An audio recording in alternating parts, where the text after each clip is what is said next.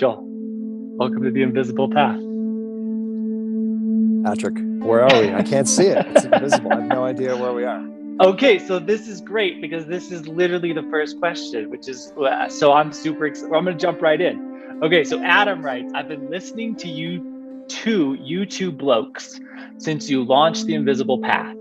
Can you lay out your desires for the Invisible Path? In other words, where's the Invisible Path headed?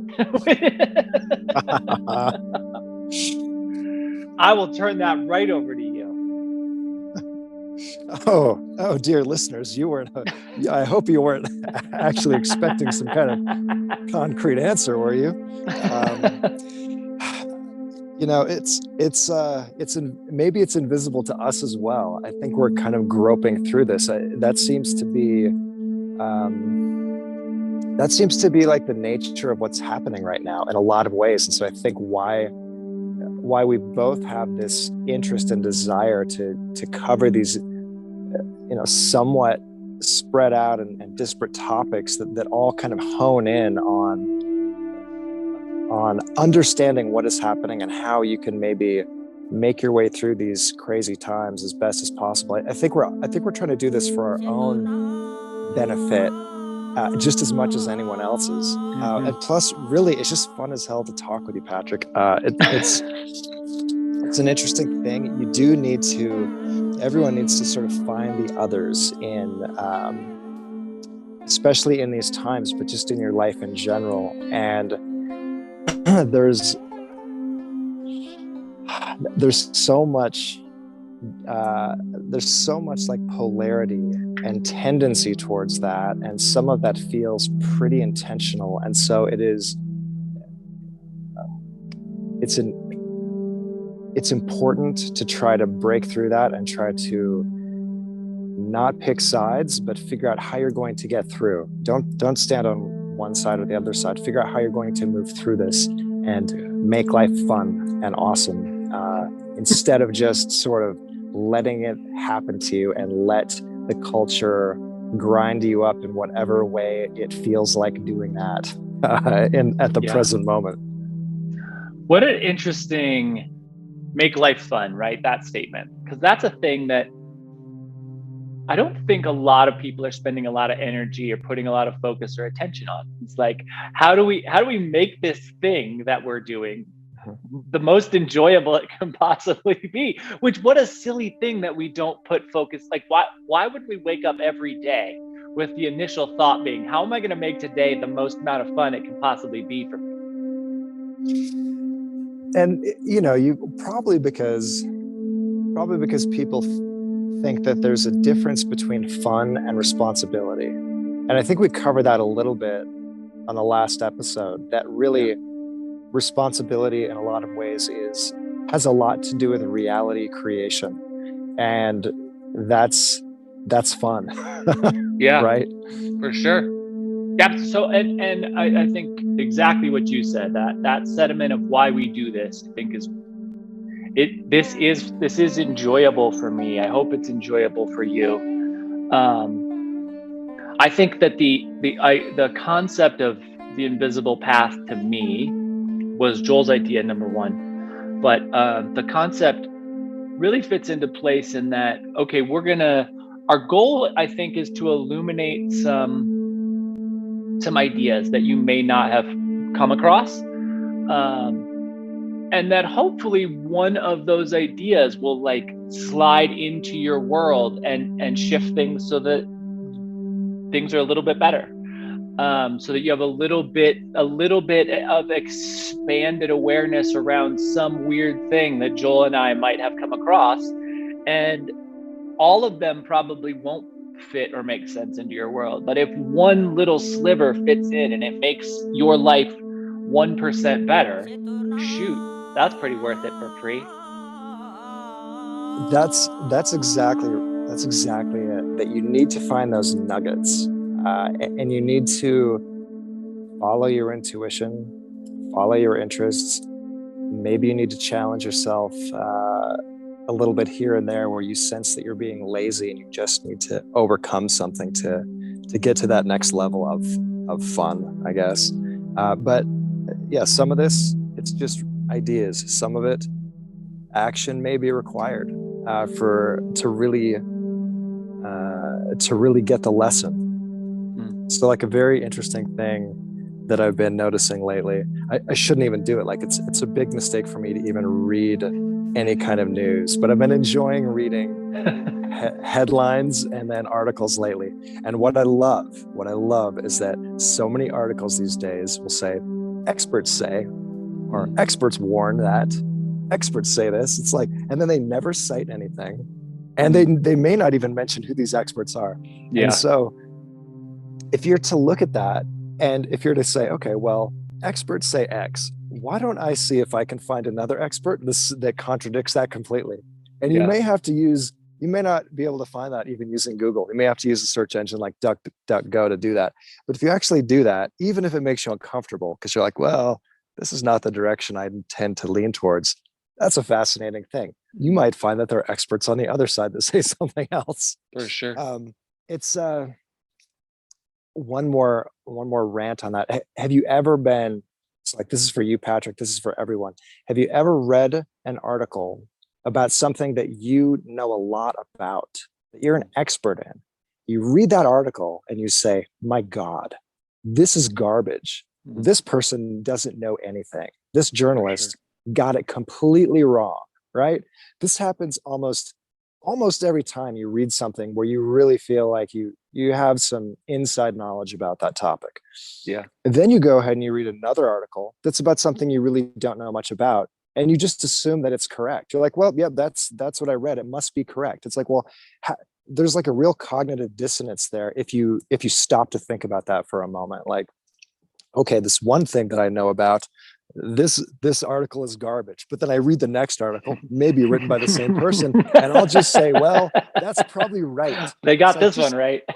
Just take a second to like internalize that, let that wash through your guts and across your brain, and just gives me the willies. Like, it's I don't know, I just feel like there's so much agenda. Everything has an agenda now, it seems like. And so I think a big part of the invisible path is not going down any of the paths unwillingly that are laid out for you, that they would like you to just go down with the rest of the lemmings or the sheep or whatever animal you'd like to use here for this device. So yeah, there's my rant about that. I think there's an additional layer on top of that, which is interesting, which is oftentimes if you read a headline and then you read the actual article, the headline and the article are saying completely different things. The headline is like, hey, bats are dangerous to the world.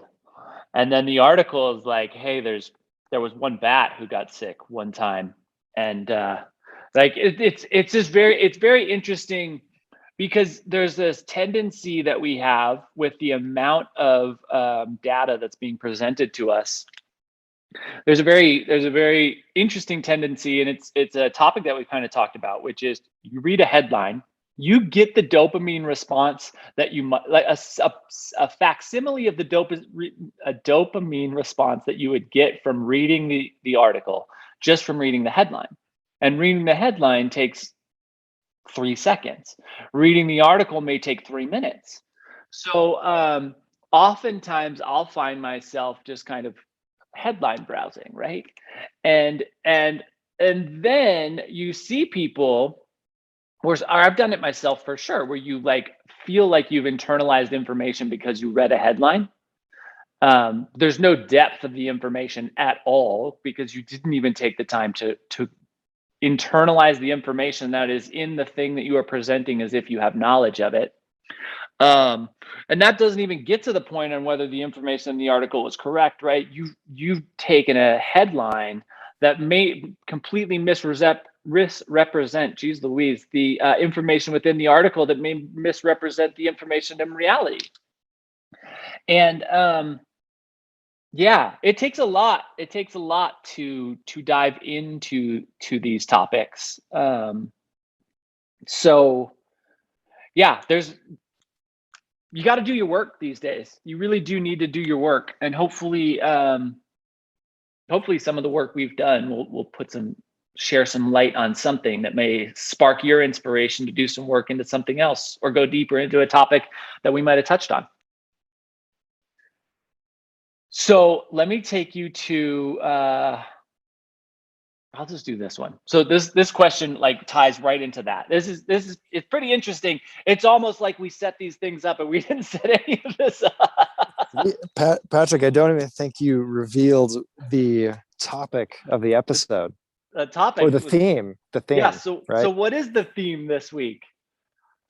Well, someone contacted you and thought it would be awesome if we just did an episode where one of us asked questions to one, the other person and vice versa. So, but instead of, just you asking questions to me for an entire episode and then we flip it the other time, that seems like that would get a little boring. So let's spread it out. We're going to just ask each other questions. I've been thinking about different questions to ask you for the last 2 weeks. And so we're just going to go back and forth and ask each other questions and just have more of a free form kind of thing today. Yeah, which is fun. I think that I think it's going to be an interesting time just to have rotating questions. We got 2 more listener questions, which again kind of peeks right in. So this one is directed to me. It says Andrew, and from Andrew. Patrick, in the last episode on critical thinking, you spoke about the universal truth that exists outside of our individual perspectives. As you said, each of us has a perspective that is uniquely ours. How can I have a truth that is independent of the reality that I'm living? So I kind of just did a whole episode on this, so I'm going to be very brief. But essentially, if we were all watching a car crash happen, right? I would have a perspective of the car crash. Joel would have a perspective of the car crash, and each individual listener would have a perspective of this car crash. And we might all see very different things in the car crash, right? Like depending on our vision of if it happened at an intersection, like we maybe had a perspective of who had the green light, who had a red light, et cetera, et cetera. If I think that a car making a left turn was in the right of way because the car going straight was running a red light, and you see it from another perspective where you didn't see the lights at all, but you saw a car make a turn in front of a car driving straight, we may have a very different opinion of who's at fault in this car crash. But there is a reality that exists of who is actually at fault, right? Someone made a mistake to cause a car crash, and that happened. So no matter what our collective or our individual perspective is, there is a collective reality that exists that someone caused a car crash. And whether who I think is right and who you think is in the right doesn't really matter, because there is a reality of the fact that someone did make the car crash.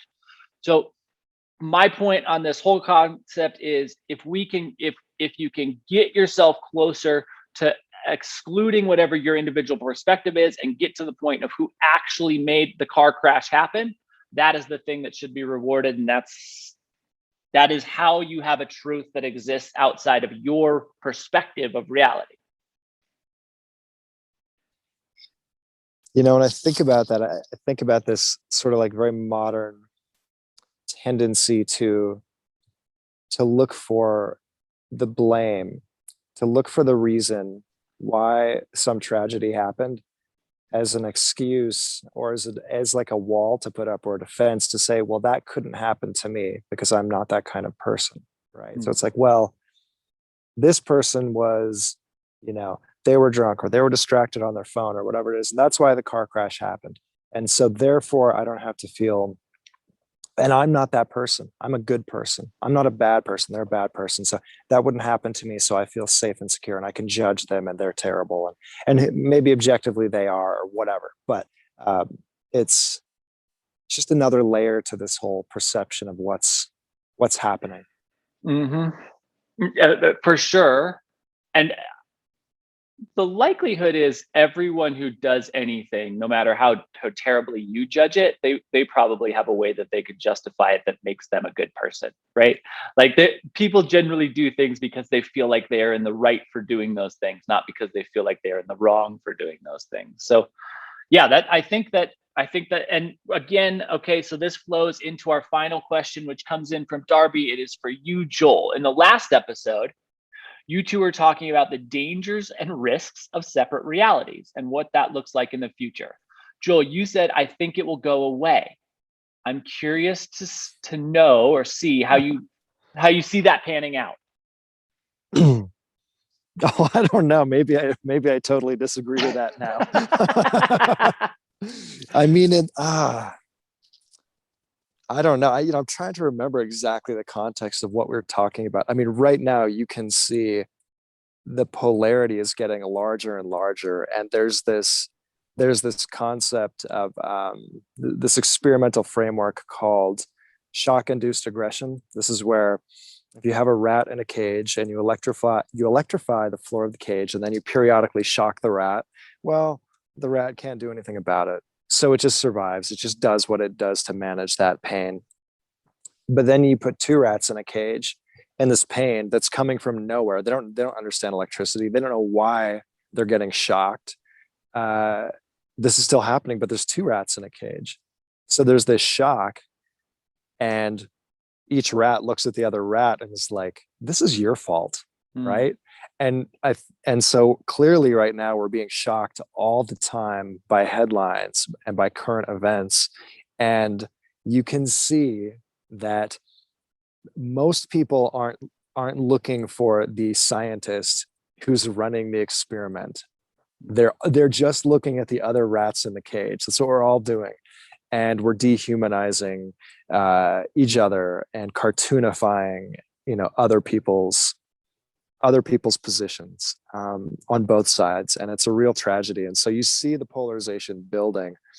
I don't know. I don't know how to predict what's going to happen or how this will play out. I mean, I suppose if you think all that polarization will go away, then I mean, it will eventually, right? We're in the crisis phase, so things will become more unified. Just if you look at the model of generational cycles, but I'm not smart enough to predict any of this or know where any of this is going. I just see what other people have recognized with these historic patterns. Now that unification may be in a set of values that you aren't aligned with very well. That might suck. That's a real possibility. You can see some countries where there's a great deal of unification, and if you're not in cohesion and uniformity, and if you're in that country and you're not down with that, that sucks for you. So things becoming more unified may be a good thing. They may not be a good thing. We're going to have to see what it is that is built and what the unification and the guiding sort of principles and values are as we come out of this crisis. And so it's probably up to each of us as individuals to help in our own way to contribute towards making sure that what is built after the crisis is good, whatever that means, right? We're all going to have to muddle through that for ourselves. You may or may not know this, so let me just, I have no idea. Is there so if you look at the polarity of a magnet, is there a half-life for that polarity? Is it a constant? What happens to polarity of a magnet over time? I think that, I mean, I don't know this. I don't know the stability of that. I would think it could be fairly stable over time, but I mean, we're not magnets, right? We're far more plastic. We're far more flexible and changeable than inert matter. And people are getting just fatigued of what's going on. They just want to get back to their normal lives. So you can probably only froth people up so much, and keep them polarized. But that being said, I mean, people really enjoy it too. I mean, God, that dopamine hit is, as you say, it's pretty addictive. And we're tribal. We like to be on the right side, and we like to have some enemies, some bad guys we can point to. So it's hard to, it's also hard to know when you are really in the midst of something. It's hard to know um, if you're really perceiving things correctly or not. I mean, I remember hearing about these firsthand accounts of um, like the Germans in World War II coming into these Jewish households, and the soldiers like invading a country. The soldiers would come in, the Nazi soldiers, and they would stay. You'd have like a soldier stay with you in your house, and you're a Jewish family, and you'd heard all these rumors, and you're like, well, it's okay though. They're nice. The soldier bought the wife of the house a bouquet of flowers or something. It's okay, right? Because they didn't really know what was about to happen next. Like, and you would think, looking back at history, you would cartoonify it and say, well, no, it's the bad guys and then the victims, and you would know just to run. But we're all so deeply in whatever this soup is that we're swimming in. It's really hard to objectively to have an objective perspective, I would say. Like, even if you're trying to, you're still prone, I think, to getting it wrong, picking a side, all of that stuff. So we just have to muddle through the best we can, or maybe just try to unplug from that stuff as much as we can, and work on forging our own invisible path. Don't get on one side or the other, go straight through. Yeah. Experiential living is probably a pretty beneficial thing to your happiness, to your sanity for sure, right? The mental component of experiential living is pretty powerful. Okay, well, let's flip it into our questions. I'll let you kick things off. I'll let you kick things off. So yeah, I'm thinking back to like some of your origin story that I know of, and like as a thought experiment, what do you think your life would be like, and who would you be had you stuck with a corporate gig, had you never struck out? And maybe that's like an impossible question, because that's not within your temperament, but I'd be curious to hear you just explore that idea. It's really interesting. I had a little text exchange with somebody that brought me on at the very end of my corporate career, and I was pretty checked out at the end of my corporate career. And this was the first time that I had gone and worked actually for a corporation. So when I worked with Adidas, I was my own entity, and they hired me, and I was like a liaison between businesses and Adidas. But I went and worked for another competitive company at the end, and I was checked out. And he was like, you were the best. You were the best person I ever had at this job. And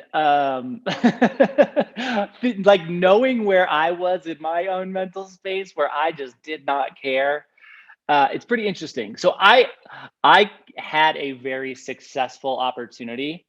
I don't know if I've talked about any of these things, but after I left that job, I had another very successful opportunity. I walked away from about 1.5 million in equity in a established business, because they brought in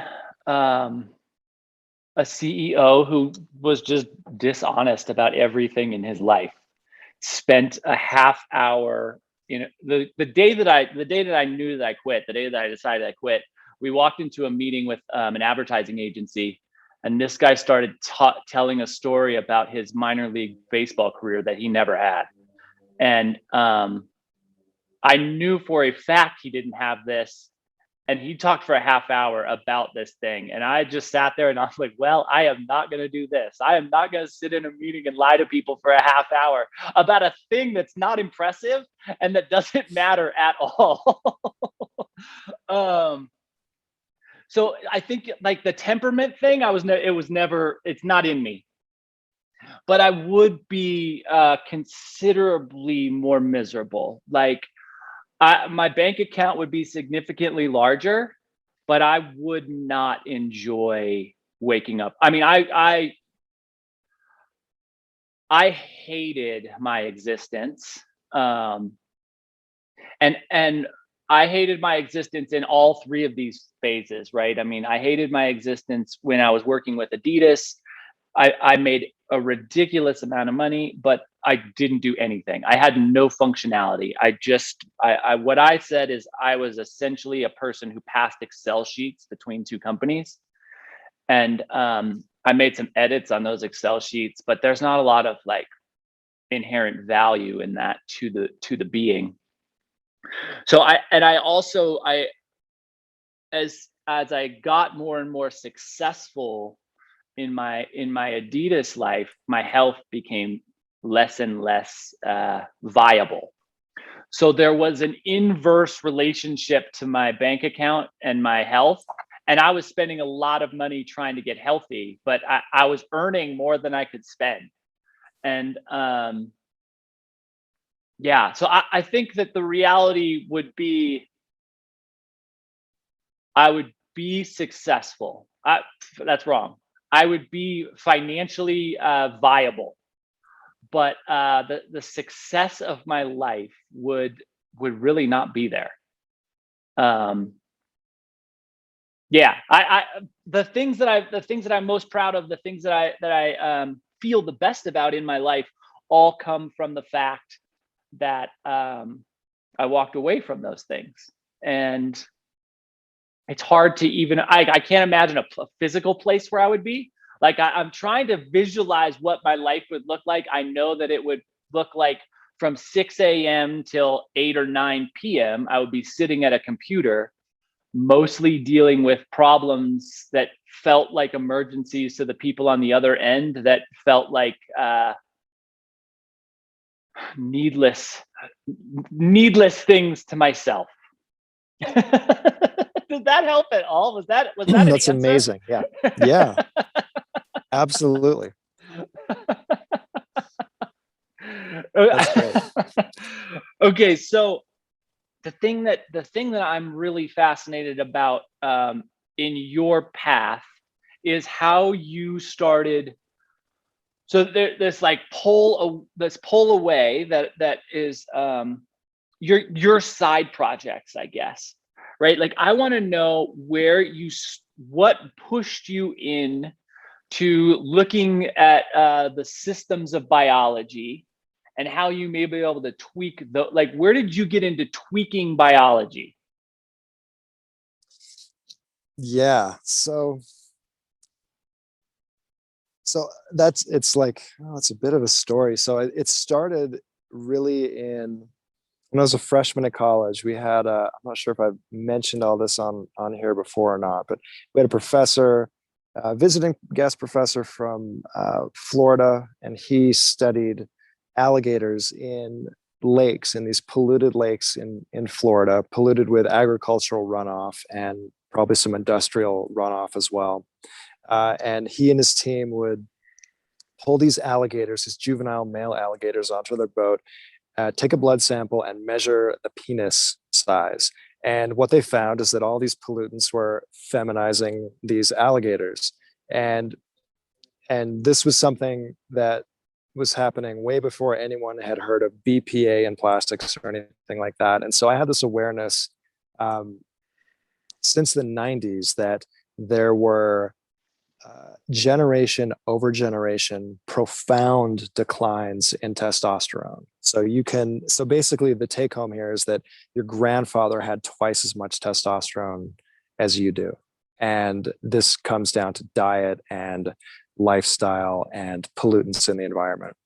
So that was the first piece of it. The second piece of it was my oldest son having autism and seeing that the experts could not help him at all. They had no good advice. Well, I shouldn't even say experts. I should say like the authorities in charge. They said, look, don't try to do anything. There's nothing you can really do to help him feel more comfortable in his skin or anything like that. So we took him to a specialist, you know, some fancy person that has like, this doctor has like clients from both coasts flying in to see her. So she's very highly regarded, and I learned a lot from her. That was really my first taste of biohacking. Mm-hmm. And so then after that, you see the rise of Wim Hof and cold therapy. I read these accounts of guys taking cold showers, seeing a boost in their libido, and that was great. I was taking cold showers, but I was like, well, this isn't quite enough. And also sometimes I'm lazy. I know the cold shower isn't getting cold enough because I was measuring the water temperature. It wasn't therapeutically cold enough. So it's like, well, let's just put an ice pack on our balls and see what happens. And then it was like, well, this is a terrible solution because I have two different kinds of ice packs. One is hard plastic. The other one is made of PVC, which you just don't want to put on your nuts. So let's make something that is specialized, the world's most advanced specialized cold sack or a cold pack for your nut sack that is made of materials that are essentially food grade, something that you could eat off of, right? So, so that was that. And then it was really the same thing it was just a logical extension. So that was Primal Cold. That was the Primal Cold Jetpack. And then it was just a logical extension to do Optimus Red. I mean, I had people asking me, when are you going to make a red light product for guys? When are you going, no one's making a wearable. And so it just made sense. And no one was doing it. Frankly, I was surprised. It seemed like such an obvious thing. No one was doing it. And, but it is interesting, you talked before in the last episode, you really broke down determinism. And I really can see that now. Like, you've really opened my eyes to this, Patrick, about how your experiences really feed into the potential possibilities that you have. And so what I think is interesting about like how I stumbled onto these ridiculous products and focusing here is that it came from these completely separate things that I could have never predicted or anticipated or engineered in any way. Some professor talking about alligator penis size. And then life happens, with my kid trying to help him. And it all just sort of comes together. And so like pulling on those threads of your life experience and seeing what you can put together is that's sort of like the quest. It's part of the hero's journey that we should all be embarking on. Yeah. Man. When you start thinking about the historical things that had to happen, and not just in your lifetime, right? But the historical things that had to happen all the way down your lineage path, it's very fascinating to realize where you are, what you are.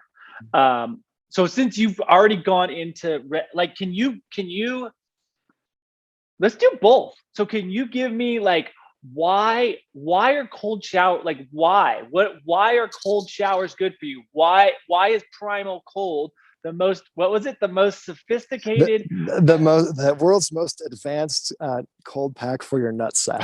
Yeah, that is the best. So why is cold good?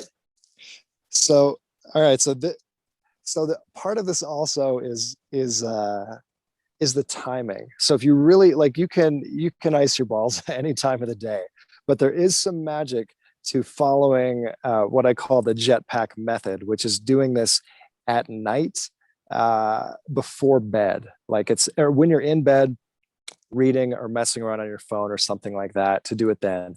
And the reason why is because this is going to cool your body down, not just your crotch, but in general, it's going to cool your body down a little bit, and you're going to sleep better. You're going to sleep deeper when your body is cooler, and your body produces hormones when you sleep. And so if you're getting better quality sleep and deeper sleep, that's just going to lead to better hormone production in general.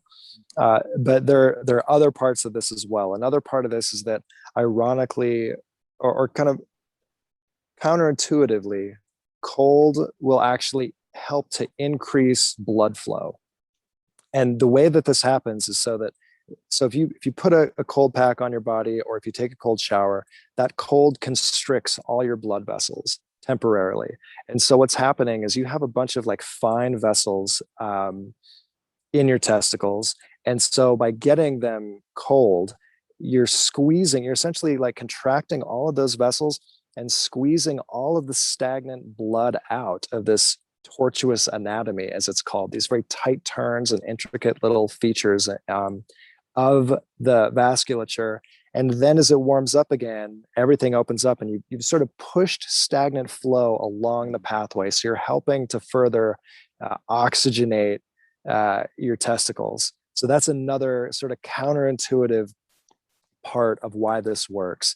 And then another, just to add on for like the third reason why this works, is that in general, we just do not get enough cold. Like it used to be that men, whatever, 100,000 years ago in caveman times, you'd wear a loincloth. That was about it.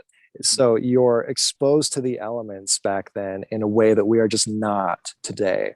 So today you might be cooking your balls because you've got a laptop in your lap. You've got layers of clothes. You've got all this stuff going on. And if you're never cold, your body just thinks essentially, well, this dude doesn't really need our help. Like your balls are like, well, I don't really need to work that hard because you're just laying on the couch watching Netflix. And so if you periodically put a cold pack on there, all of a sudden you're sending this powerful signal to your body that like, holy crap, the body's getting really cold. Why is this happening? You must be doing something extreme, probably for survival, because you have to. And so therefore we should probably help you in your quest to survive. So we're going to work harder. And it's, I've never had anyone return a product and say, this doesn't work. Like the feedback is just great. And I feel like it's probably the easiest, laziest thing, best thing I've ever done for my health. And so, yeah, making it easy for people, I think, is important too, right? No one wants to take extra time out of their day. So making it easy, using it at a time when you're just laying around anyways, it's perfect like that. So the one of the really interesting things about the concept, right, is you have really looked at taking something that is not fun, right? Like, so getting in an ice bath, right? Yeah. There's an amount of preparation because somehow you have to acquire the amount of ice necessary to make an ice bath happen. Then you have to like fill a vessel that's large enough for your body to get into it. And like once you've done those two things, which both of those two things are pretty good barriers, right? It's like, first I have to find a vessel large enough to do this. I have to find enough ice. Those are easy things that you can say, nah, I'm not going to do that. But if you do those two things, then you have to get past the barrier of doing another thing you don't want to do, which is immerse yourself into a body of ice cold water, which just seems terrible. So there's like all of these things that you don't want to do these things.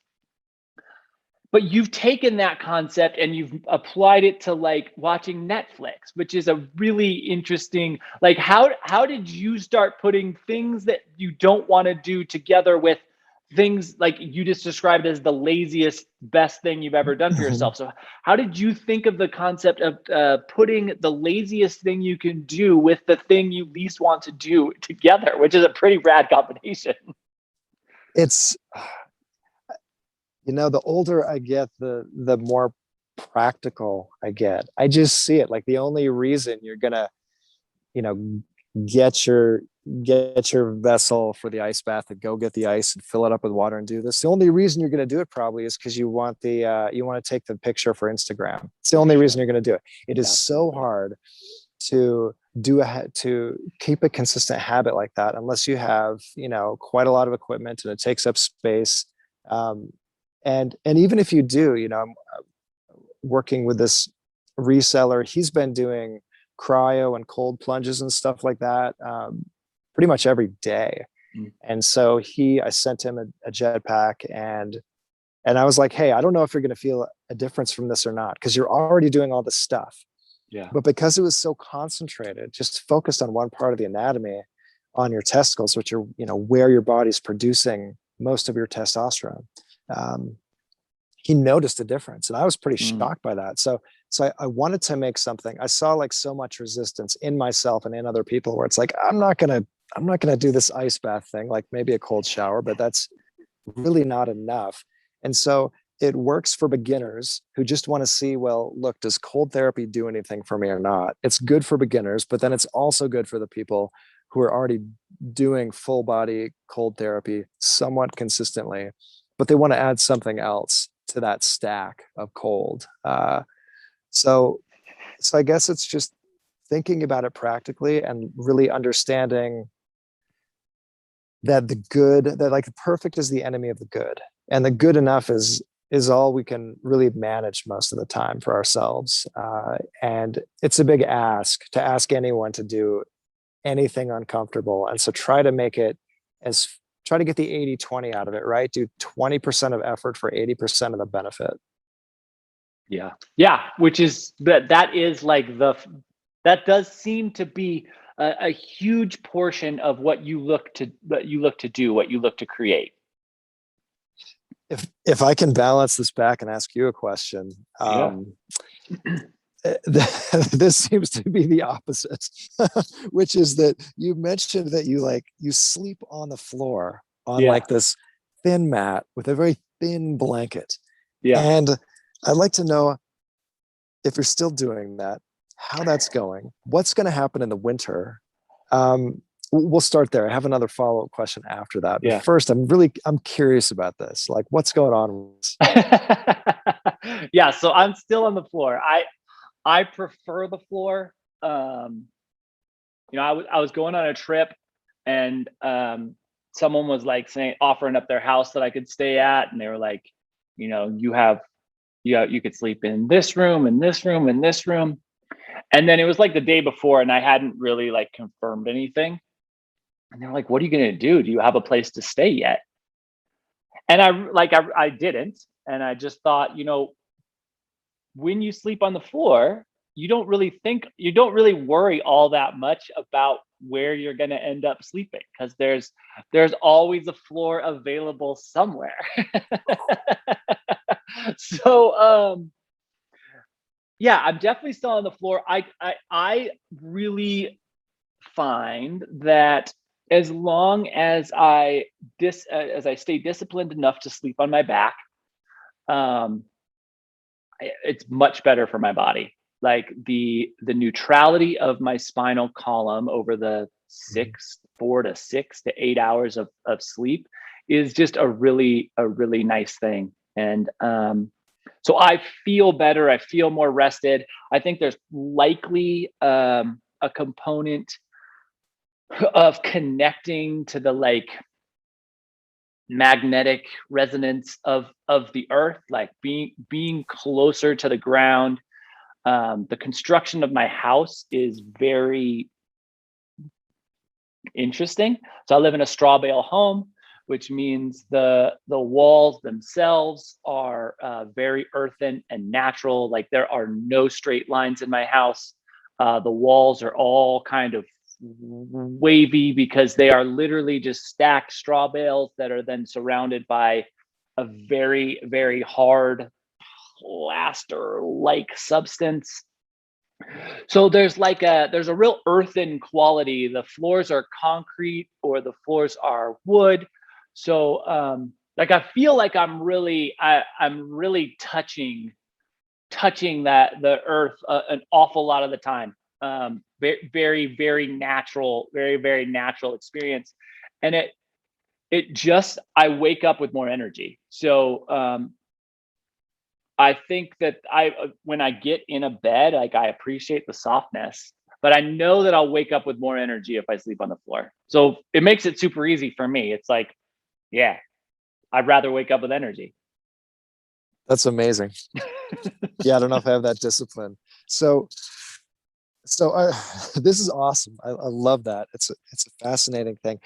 Is there anything else that you could share with me and the audience that you do that's like of a similar kind of flavor in your life? Do you have any other lifestyle things like that you do? So I think the biggest thing that is becoming more and more important to me as I like feel it in my body. So because I'd been in Phoenix for 15 years, I hadn't experienced a winter till last winter, right? Like we think in like you live in Phoenix and you're like, brr, it is 50 degrees right now, man. I am suffering. I am suffering this experience. Um, but at 7,500 feet, at the end of the Colorado Plateau, the winters are pretty brutal. So there were months where the temperature never got above 20. And what that meant is I started strapping boots to my feet in the winter because I work out in a shop and the shop is not insulated at all, which means that if it's 20 outside, it's probably 24 in the shop. So you go into this building and like your extremities hurt. So I was wearing these boots and over the course of the winter, putting shoes on, which is not something that I consistently do, right?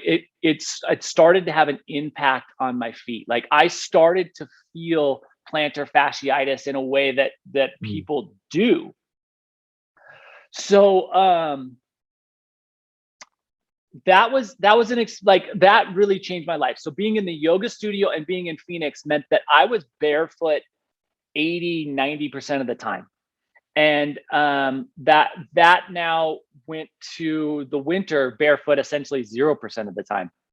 Because even when I came in, I'd strap these huge wool socks to me, right? So I'd have these wool socks, which I started to recognize the importance of socks this winter for the first time because I bought just cheap wool socks that didn't really have any form or shape. But they were huge and thick. And I think the like cushioning of the sock just started to change my gait in my step and started to change the way my feet planted and the way that my musculature developed. And I started to have pain in my feet and in my calves, which just has never been a reality for me. So the one thing that I've been doing is I am barefoot as much as possible. So if I'm in the shop, if I'm in the house, if I'm walking, there's like a sidewalk in between the shop and the house, I'm barefoot. When I go out into the fields, a lot of what is available here is like a clay sand mix. So that actually is pretty soft on your feet, but you also have to be very cognizant of what you're stepping on because there's sagebrush, there's cactuses, there's all types of weird things. So I have been an angel investor in a shoe company called Zero Shoes.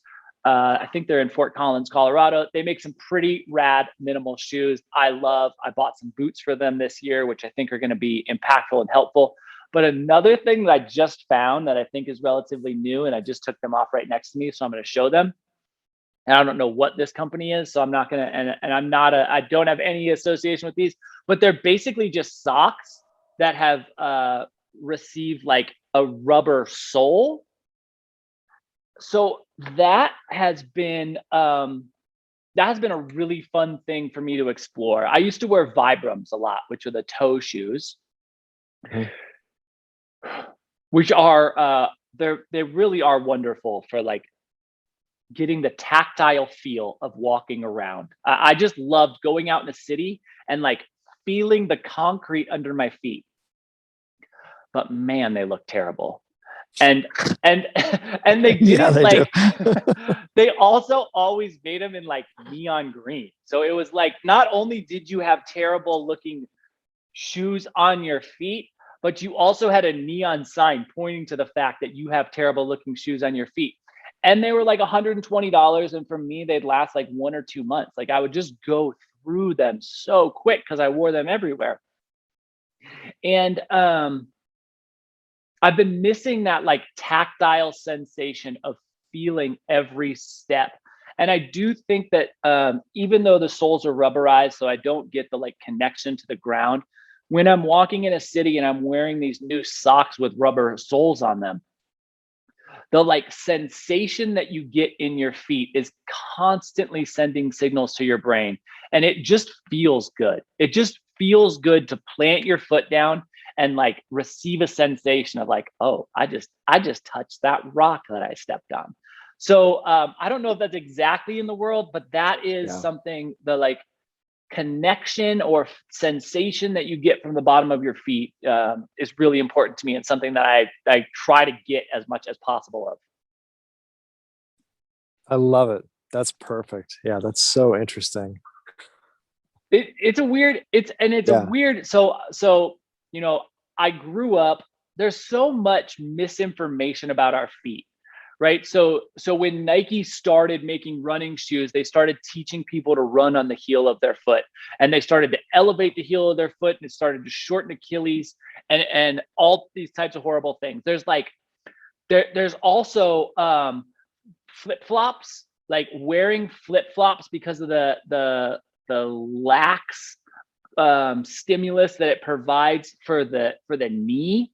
There's like a significant increase in ACL damage that happens if you wear flip flops.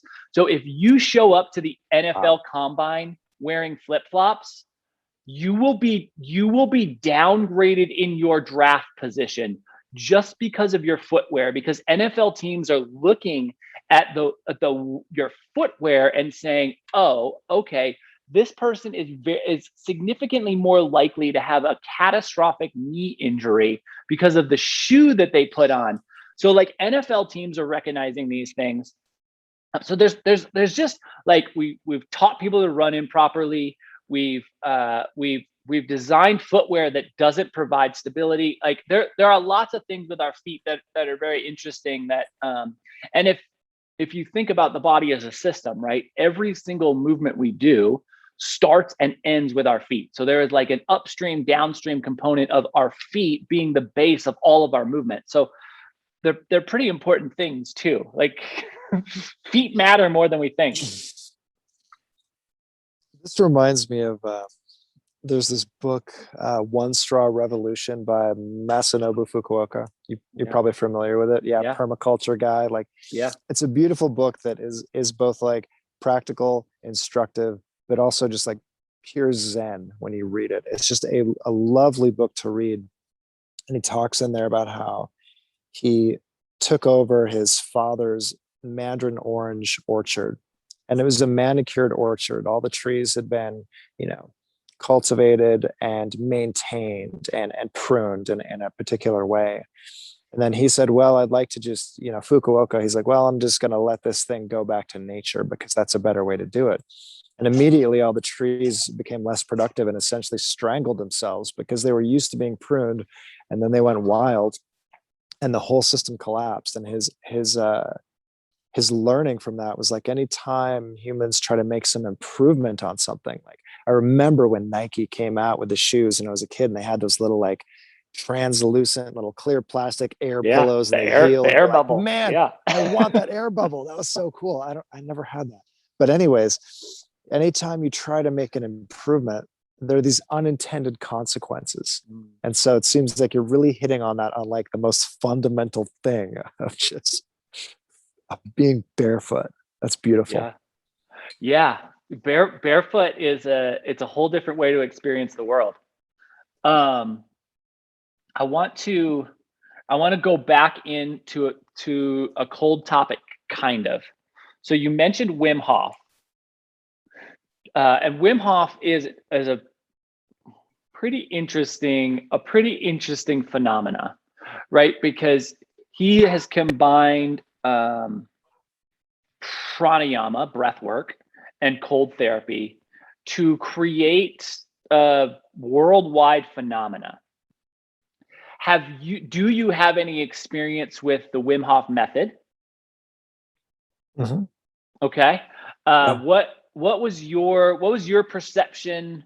Well, give me the whole thing. Like when you found the Wim Hof method, like tell me what you thought of the process. Tell me what you thought of the benefits. Give me that rundown. I thought it was amazing. With the cold part of it, it is so interesting how your body just recoils from that, but eventually you get used to it. I remember many times just being in the break room if I was in the office and I had like this aluminum pan that you like a disposable aluminum pan you'd use to like roast a turkey or something or a chicken, I suppose, because it wasn't that large. I would go into the break room, fill it up with ice and water, and just dunk my face in it. Mm. Hold my breath, dunk my face in that. Do that every once in a while. Try to do it when not so many people were around. But it's so interesting how like the pain and the discomfort, that was one of the things I really took away from it. That will go away if you continue to persist. But then it will come back if you take a break from cold showers and all that. You become just as sort of weak, or you want to repel away from that pain all over again because Yeah. you've gotten your body conditioned towards comfort again. And with respect to the breath work and the breath hold, I stopped doing that after a while because my ears would ring a lot when I was finished with it. And I thought that was strange. And I'd heard other people mention that same side effect. But the breath hold was something that, I mean, I got up to, I could do 3 minutes easy. And I was really just half-assing it. Like I was not going and following all the proper techniques. I Yeah. wouldn't spend that much time, but I could get to the point where I could do 3 minutes easy. And then if I was in a ketogenic state, it would just like a step function up. I could go to 3.5 minutes. And I could never do that when I was not in a ketogenic state. And so that I thought was fascinating as well. And I felt, I don't know, it's like you're unlocking this thing with a breath hold that you feel like is just it's not that you feel it, it's that it's impossible to hold your breath longer than 30 or 45 seconds. But then you go through these practices and you're just sitting there and you're watching the time and you're watching the clock and you're at 2 minutes and you're like, wow, I feel nothing. I feel no need to breathe at all. Something must be wrong. Am I going to just die? Yeah. And then it gets harder, obviously, the further you go. Yeah. But you can see how what you're unlocking there is you're touching on something that is lost wisdom, right? And this is something that you're definitely reconnecting with in a way that I think I'm not. As I mentioned, I just half-assed it in a lot of ways. But there are so many things I think that in our ultra technological society we're not connected with anymore, and we have some sort of maybe arrogance to think that we shouldn't even try to go back and recapture any of this learning, and maybe it's just for the weirdos on the fringe, right? And that's it. So you're smiling because you're one of those weirdos on the fringe. I love it. So like, so tell me, like, what have you learned from this? Because you're far deeper into this than I am. And another sort of side question that I wrote down that was just sort of a cheesy one, but is interesting, would be just Buddhism or Hinduism? That's the question. But anyways, what have your experiences been with all this? So I think I think I disagree. I think that you probably are deep. Like for me, it's making things simpler, right? Like not having to tie shoes is like a simplification of my life, right? Like I would rather walk out in uncomfortable ground barefoot than take the time to stop and put on shoes. So it's not like it's me making my life simpler.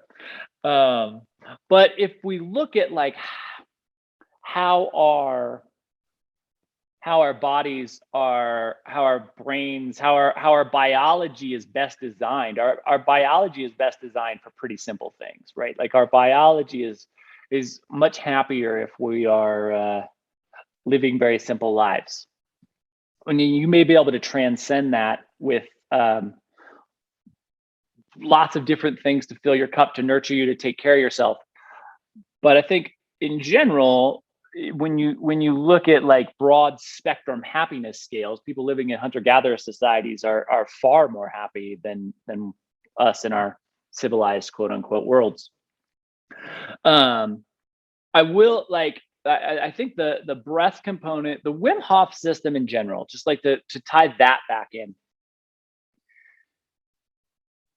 It's an interesting it's like two things that are really beneficial for humans, right? Like conscious breath and more or less doing things you don't want to do, but / immersing yourself in cold. Like those are two kind of separate concepts that you have to do to get into cold. But I find the system itself fascinating because it's really like taking two things that aren't really correlated at all and putting them together so that you can package it as a system. And maybe more importantly, like also really important to expressly call out not to do the breath work in water. Like there are just horrific stories of people passing out doing the Wim Hof breath work while being in water, because if you aren't found in time, you are going to die. And that's so you can pass out from holding your breath, right? Essentially, you've changed the way your body is holding on to oxygen. So depending on which half of the breath work you're doing, you're either dramatically increasing the CO2 in your body or you're dramatically increasing the oxygen in your body. And the impact it has on you is, it's fascinating. Getting to the point where you're holding your breath 2 minutes in and you're not even thinking about breathing, right, is a level of awareness that I don't think a lot of people ever get to in a meditation, right? So I do like there's some really interesting stuff there, but I do think it's pretty important how those two things, when combined together, can be very dangerous. And there are like explicit stories of people who are have put themselves in really dangerous spots and got really lucky to survive combining those two things. So just as like a heads up, if you're going to do Wim Hof breath work, do it before you get in the ice bath, not once you've gotten in. There's just do that. What did I miss? There was a whole second half to that question that I've completely forgotten. Oh, I've forgotten it too. Yeah, that's a good point. I always did the breath work just out on my front porch. Yeah, that's the place to do it. So, and it is a weird thing that those two, he sort of combined those two things. And I get it. You do need to maybe breathe deeply if you're trying to push yourself into the cold and it's uncomfortable and you don't want to do it. But anything beyond that is probably dangerous. It was about Buddhism or Hinduism. Oh yeah, and essentially it's like, yeah, and that's the false dichotomy, right? So so I think there is a fairly linear or a delineation between the two that has a pretty different impact. So Hinduism is really like the idea that there are a principal component here, right? Is that anything can be a god. Anything is a god. If you decide it's your god, it's your god, right? That's a very fundamental component of Hinduism. Is you could decide, like I could decide this pencil is going to be the thing that I like worship, and I could build a shrine to this pencil, and that would fit very, very perfectly into a Hindu philosophy. Like you can make decisions that specific things, or you can take one of the however many hundreds and hundreds and hundreds of thousands of gods that are already created. You also have that opportunity. Buddhism is, to me, this logical, it's like a logical expansion. It's like a scientific approach to consciousnness, where you're going to follow a specific set and guidelines and like march yourself forward into this space of consciousness. And Buddhism, I think, for that reason, for that like scientific pathway has become the gold standard of consciousness pathways for America. There is an interesting component to this end goal of consciousness that I think I'm really just starting to get a picture of, and it's coming from this project that I'm trying to do, which is I realize that, like all things, we just don't understand what's going on in someone else's brain. And I realized that in a meditation, like, this is my meditation. I go behind this curtain. I've explained this. I want to know what's going on in other people's meditations. Like, how do I get the idea of what this experience of consciousness is within someone else? And what I've learned in talking to people this year, specifically about this topic, is that most people have confused meditation with thinking with their eyes closed. And what I mean by that is and browbeating yourself for thinking. Yes. Sure. So like the path of Buddhism really does kind of start out with thinking with your eyes closed, right? You're going to close your eyes and you're going to observe like this very specific pattern of breath or this very specific flow of ideas through you. And your goal is to just disassociate with those things. What I have, so the path to consciousness really has come from more Hinduistic ideas. That the path that I've followed has come from more Hinduistic ideas. And the way I explain the difference of those two is with the path that I've been taught, it is essentially, here's a doorway. If you do the work to walk through this doorway, when you walk through this doorway, you are going to experience infinity, which is a very hard thing to describe. It's also a very hard thing to lead people to. But it's also something that, and we've talked about this, that you cannot possibly count to, right? There is no incremental step. There is no pathway essentially to infinity. So I'm using a doorway because I don't know how a portal might be a better thing. Like, here's a path to a portal. I don't know what to describe it, but the space that I experience when I get into my meditative practice is not something that I could have ever logically got myself into. And I've shared the story of how I got there, and it essentially it came from a Satguru program, and I didn't understand it at all, and then it just happened. So there was no logic. I could not logic myself there. He knew I couldn't logic myself there, but I wanted to logic myself there. So I really, I'm starting to, there are people who have taken Buddhist paths who have made it to infinity, right? And I haven't gotten anybody, honestly, no matter the level of consciousness that someone has offered themselves as, no one has given me an answer about what's going on inside their meditation that isn't sitting there thinking. And that has been both remarkably enlightening and remarkably disappointing at the same time.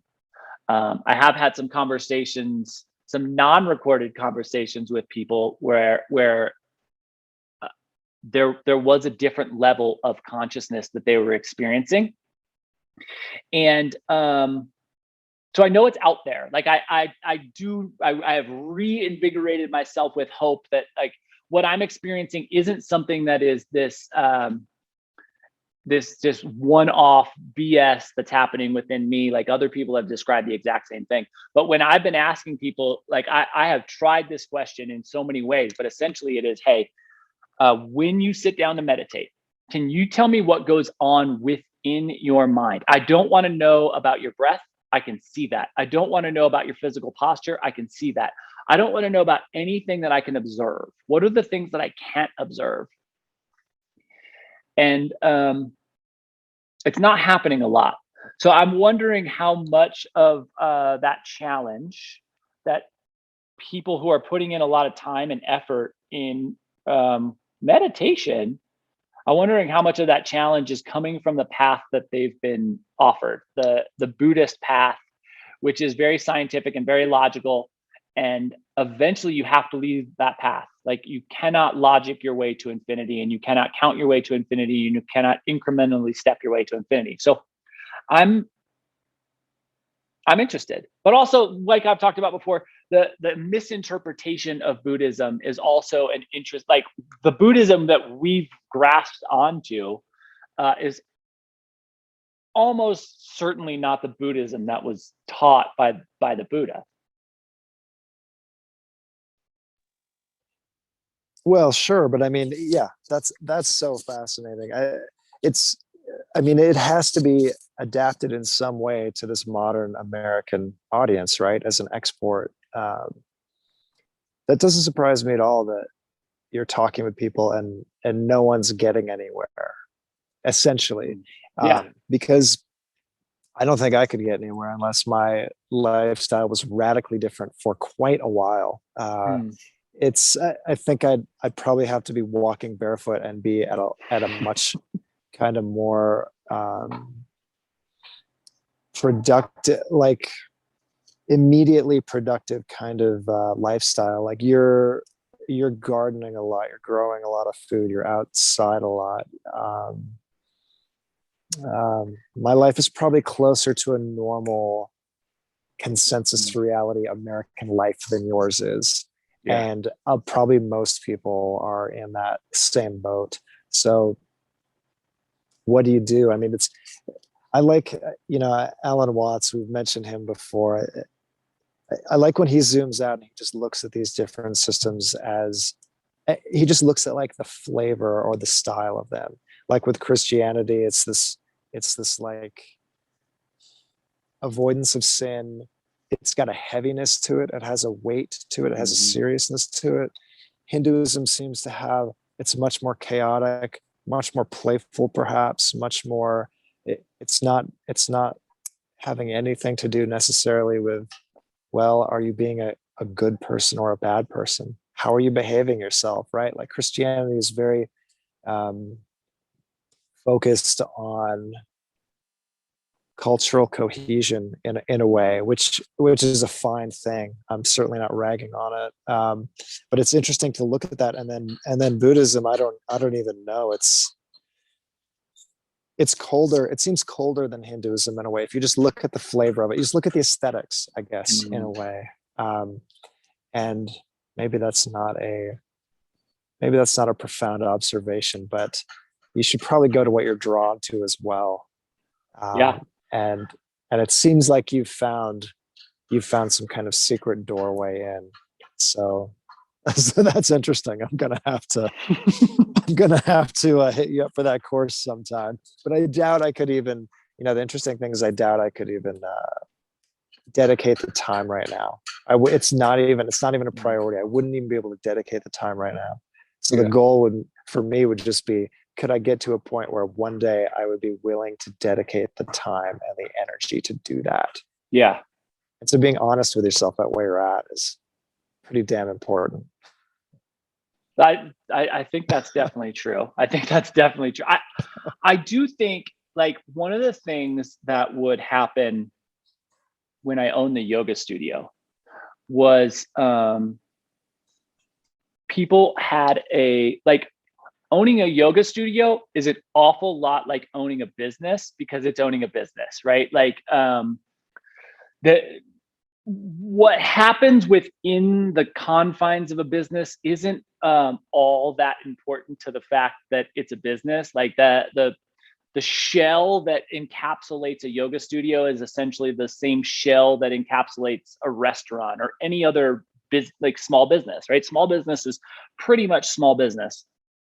And you're dealing with clients and your customers, however you want to call them. You're dealing with employees, you're dealing with the tax obligations, and you're dealing with city ordinances, and like all these things are happening. but because it was a yoga studio, right? Because it was a place where people went to find the tranquility that exists within their life. Oftentimes people would think like my life was sitting on a cloud all day, right? Like I just sat on a cloud and meditated all day, when I ran a business all day. That's what I did.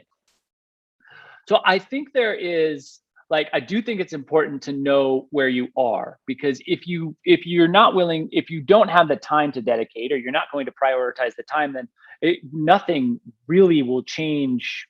You can't change things without making some type of a priority shift. Like, that's just, priority has to shift for a change to happen. But I think it's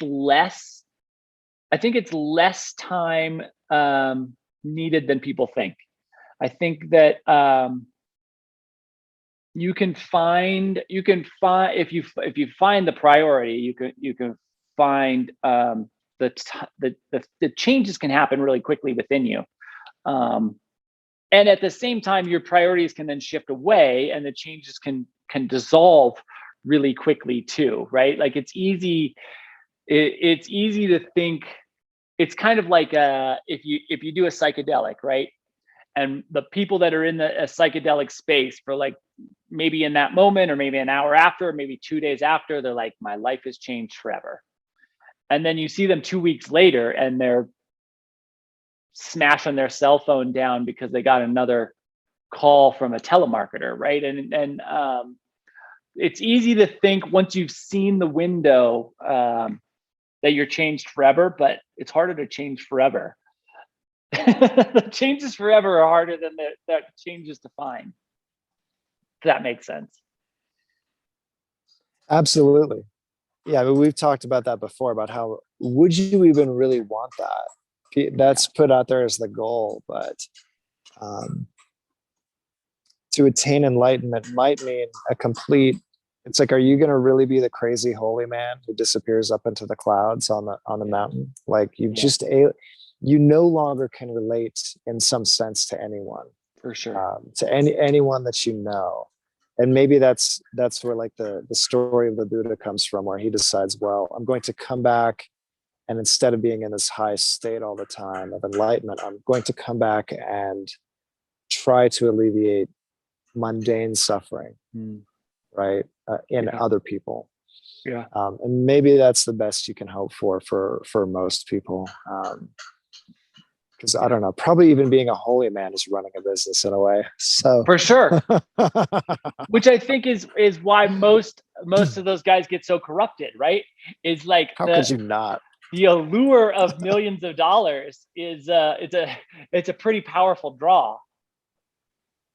Oh yeah. Oh, it'd be terrible. Oh, I'd abuse that in a heartbeat. I have no illusions about my own goodness in a way. It's, well, or it's like, at least that's an interesting thought exercise. Like, maybe the people who are willing to accept that they could probably be a total rascal, maybe they're the ones who would navigate it with the least, like, karmic damage, but and the most elegance. But it is an interesting thought exercise. Like, well, okay, how would you be if you actually got what it is you think that you want? Right? Like, yes. I would probably be a deplorable person. Maybe not, but I could see that going either way. Yeah. Which I mean, when you see, like, the offspring of multimillionaires, the offspring of billionaires, they're generally not rad. Right, and they've had everything they've wanted from the jump. I think that there's some interesting component to what would happen if you really did obtain all the things you wanted in the way that you wanted them, anytime you wanted them. How would that shape you as a being? But you still, like, so we're not getting all the things we want, right? But, like, when I go right back to the things you're creating, right? And I want to get into red light therapy, but I want to get there because one of the things that we do want is to like the cold thing, right? I want to be able to receive the benefits of being cold, but I don't want to get in an ice tub, right? So you're creating little pathways for people to get the things they want without having to suffer. Which to me, like, because I am such a sufferfest person, like I am just like, yeah, like everyone who I know is always like, why don't you go do these things and like learn from someone else? And for me, it's just like I can't even I enjoy the suffering component. Like I want to fail. I want to like go through the misery of seeing what it's like. Now that's not true with cold for me, right? So like primal cold for me is like the greatest thing ever. Because while I can get in an ice bath, I have the Instagram picture of me in an ice bath. I did that. I was a part of a Wim Hof program. But I don't enjoy, like I do not enjoy cold. Cold is not my friend, and I know that. And having a cheap path to get there is remarkable for me. On the red light thing, on the new side of thing, on Optimus, what why does red light matter? Well, light matters. Light matters. Red light matters because it is the safest wavelength you can use, essentially. So you could use, so I mean, there's all this stuff out there now with biohacking and all of these, you know, about light therapy. There's these giant red light panels that you can get that cost thousands of dollars. But then you're supposed to stand naked in front of the damn thing. I'm just not going to do it. My kids don't want to see that. My neighbors don't want to see that. My wife probably doesn't want to see that. That's an obnoxious thing. I don't want to see that. I got other things to do with my life. And it is good. You know, it's a good benefit for your whole body, obviously. But a lot of guys are interested in this because there's great data around red light on your testicles and how the light is increasing the amount of mitochondrial production of ATP. And so you've got more energy essentially, and this boosts testosterone. So this is a fascinating thing. But who's got time for this? It's the same thing. It's like, I'm not going to do an ice bath. I just know myself. I just know I'm just practical with myself. I know I'm just too damn lazy to do that. It's the same thing with a red light panel. I'm not,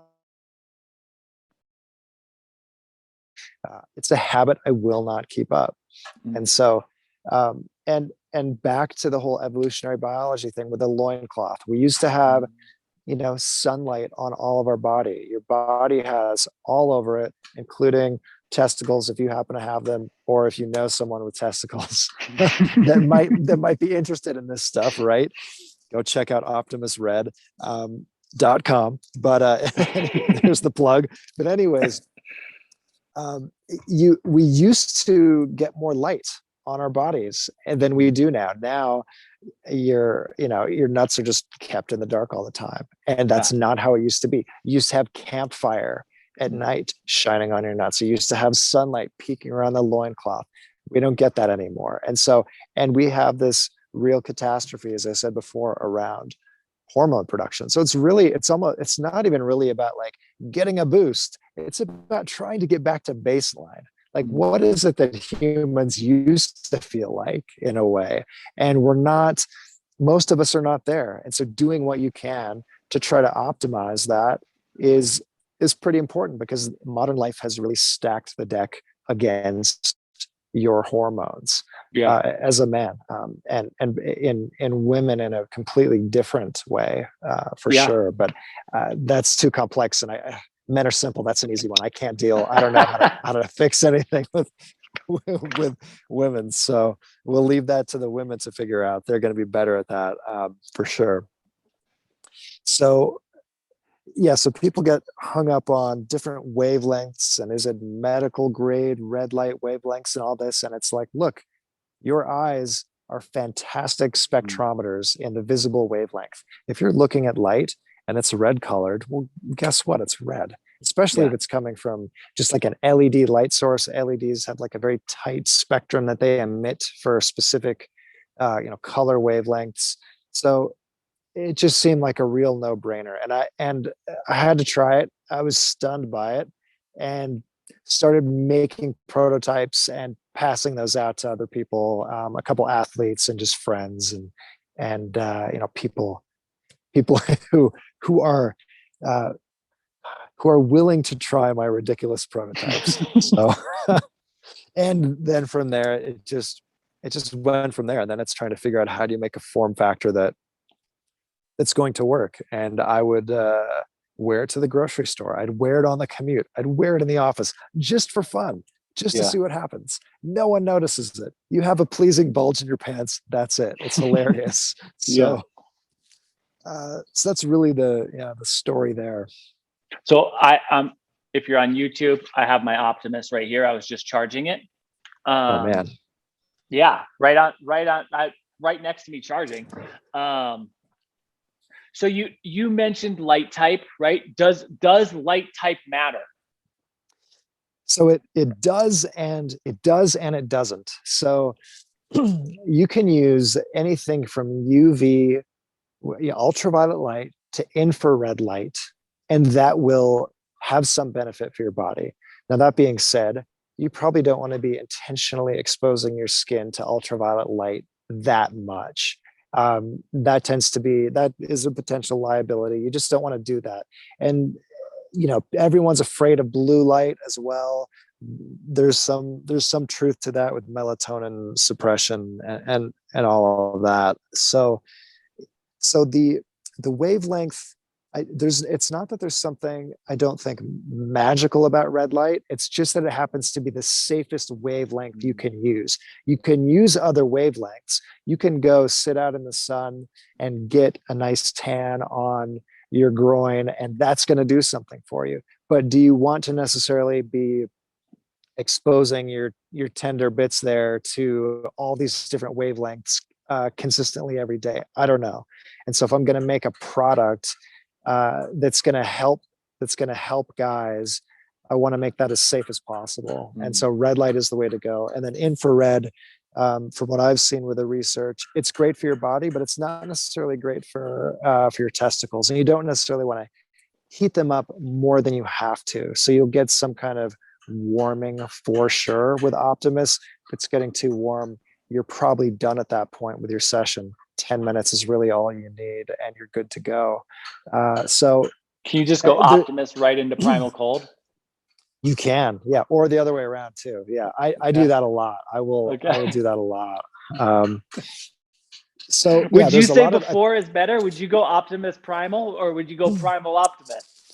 I tend to think about it where, if you're going to expose your nuts to light, why don't you do it during the daytime where you'd normally be getting light there anyways? And then with the cold, like I'd said before, if you're doing it right before bed, you get all these additional benefits with deeper sleep and better hormone production as a consequence.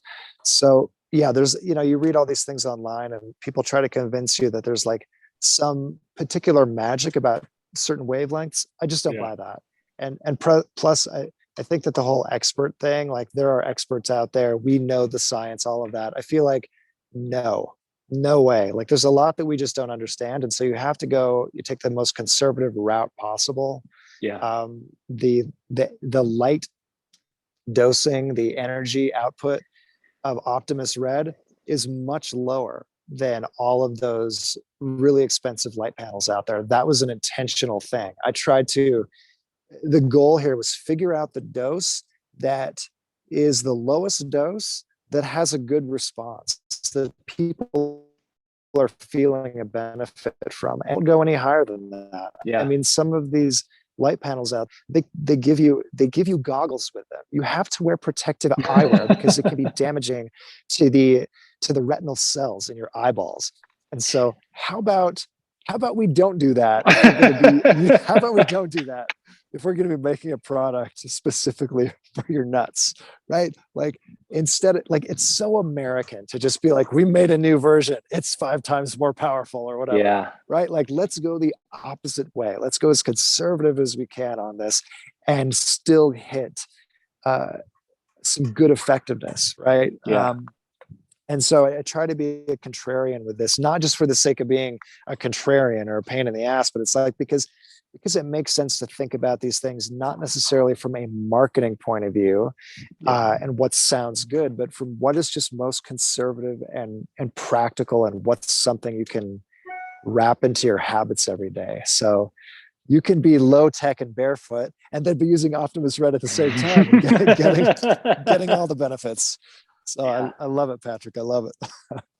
That minimum effective dose thing, right? And we'll wrap up here, but I think that's an interesting kind of point to end on, because it's so general, like it generalized to health. Like if you are looking at anything that is like on this fringe world, right? Why wouldn't you want to take the smallest possible amount that will provide the benefit? Like, why wouldn't you want to minimize any potential for minimize as much potential for risk as possible, even if the risk is minimal? If you can take the minimal amount and create an effective dose, why wouldn't that be your target? And you mentioned melatonin earlier, right? Like, melatonin is a thing that I did a lot of experimentation of when I was young, because I had terrible sleep habits. And the general like sold in stores dosage is between 3 and 5 milligrams, right? And the required dose is somewhere between 0.003 and 0.03 milligrams. So you're taking somewhere between 110,000 times more than what is effective, and it's a hormonal precursor, right? Like melatonin creates some significant change in your body. So yeah, melatonin is one of those things that I always have kind of wondered about, thought about how much it impacted my mitochondrial function later in life. But yeah, it can be scary to just do the things that are readily available to you without really diving in, and then to assume that those things that there's been some type of a review on their safety, effectiveness, or concern for what it's going to do to you. So minimum effective dose, I feel like, is it's an idea that I'm sure was around before, but Tim Ferriss did a really good job popularizing it, and has been a thing that I think I've paid some attention to, but should probably pay more attention to. How did minimum effective dose, or a theory similar, become something that you started paying attention to? Was there any moment for you? I just generally had the sense that I was losing sensitivity to what was going on in my body because of all of the stimulus out there in the world. And you even see the difference. People highlight the difference between like, what's a large, soft drink in the United States versus Europe. And it's this giant big gulp thing in America versus Europe, where it's a far more rationally scaled product. And so, especially in America, I think we're such like an interesting rebellious and adolescent culture in a way that we really tend to think, well, more must be better. Mm-hmm. And it just is not the case. Like, you even look at things like in the Brazilian rainforest, you've got these, in Peru, whatever, you've got these tribes, they've been chewing coca leaves their whole life, and they can have a perfectly fine relationship with that. The men get together, they have every day they sit around in the afternoon and they talk with each other, they BS with each other, and they chew coca leaves. And then, what did we do in the modern world? Well, let's see if we can take all the extract all the craziness out of coca leaves and make cocaine. Like, this is just like part of the modern way. And so where we refine things and we want to make them more powerful. And part of that really deadens our sensitivity. We have a deadening of sensitivity to what's going on in our body. We've lost any sensitivity to nuance when it comes to thoughts and ideas and perspectives. And so trying to recapture that, even when you're doing something as ridiculous as icing your nuts or red lighting them or whatever, like still trying to keep that in line, I think is really important. Partially also because men are kind of stupid. Like we're dumb creatures. Like if you asked any guy, like, would you rather have your penis or your non-dominant hand, I think a good portion of men would say, well, cut that non-dominant hand off. And that's fair. I'm not judging that either way. I might be in that camp. But what I'm saying is you would do that. You're that protective over that part of your body. But at the same time, if you get wind of some novel thing you could do to it, I mean, you'll slam it in a drawer. You'll do anything. Like, men are just dumb. Men are dumb. They will push themselves in silly ways and take risks. They'll take risks that are crazy. And so part of this is me understanding that men will, especially maybe it's if they have like an emotional wounding too, or they're like, man, I have got to get ahead. I've got to do this. I've got to level up. We tend to push to an extreme. And so I also try to make things that are conservative to counterbalance that male impulse that I have and that many men have of like, well, yeah, if I'm going to do this, I'm going to do it 150% or 3,000%. So I'm trying to protect us from ourselves and from our kind of, more adolescent instincts. Yeah. Shoot. That is so self-true. So thank you. Yeah. I have so many more questions for you. We just I don't know. We're going to have to do another one of these. Yeah, we're definitely going to have so many more questions for you. Yeah, I felt like it's amazing. It's amazing because we're close to 2 hours here. And I feel like we asked like 3 questions. I know, man. Yeah. Okay. We're going to have to continue this later. We will definitely do another one of these for sure. So remember, you can check these out on YouTube. You can send us your questions. And we'll talk to you again soon. Joel, thank you, man. Patrick, thank you too. That is amazing that we are an hour and 40 minutes in, because I really feel like man. We didn't get anywhere. Yeah. We didn't get anywhere. But it's good. We'll just save those questions and we'll do them in the future. I've got them. Yeah, that's cool. Heck yeah. Thanks, like it. Man. All right, man. Thanks. Yeah, thanks for donating this much time, because this was a long one. You too. That was fun. Yeah, that was great. Had a good time with it. Enjoy your week. We'll talk soon. You too. See ya. Thanks, man. See ya.